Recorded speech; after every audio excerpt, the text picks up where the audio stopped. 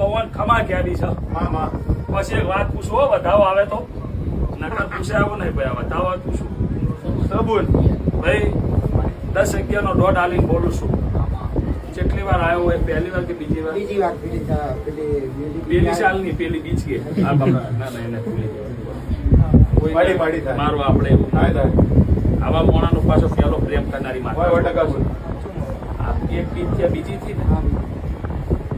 અને બાધા હાલી હતી લાય આટલા